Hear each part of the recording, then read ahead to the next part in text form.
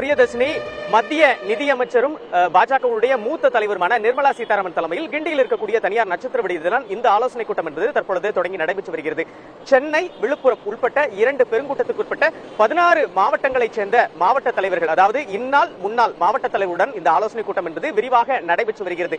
நேற்று நிர்மலா சீதாராமன் ஒரு பக்கம் ஒரே நாடு ஒரே தேர்தல் சம்பந்தமான கருத்தரங்கில் கலந்து கொண்ட பிறகு இரவு அதிமுக தலைவர்களை விரிவாக சந்தித்து கலந்துரையாடினார். இன்றைய தினத்தை பொறுத்தளவு 2 விதமான ஆலோசனை கூட்டங்கள். முதலாவதாக தற்பொழுது பாஜக புதிய மாநில தேர்தல் மற்றும் அதனுடைய நடவடிக்கைகள், புதிய மாநில தலைவரை எவ்வாறு தேர்வு செய்வது உள்ளிட்ட பல்வேறு நடவடிக்கைகள் தொடர்பாகத்தான் இந்த ஆலோசனை கூட்டம் என்பது தற்பொழுது தொடங்கி நடைபெற்று வருகிறது. கூட்டத்தை பொறுத்தளவு சென்னையைச் சேர்ந்த முக்கிய பாஜக நிர்வாகிகள் இந்த கூட்டத்தில் முழுமையாக கலந்து கொண்டிருக்கிறார்கள். 16 மாவட்டங்களினுடைய தலைவர்கள் கலந்து கொண்டிருக்கிறார்கள்.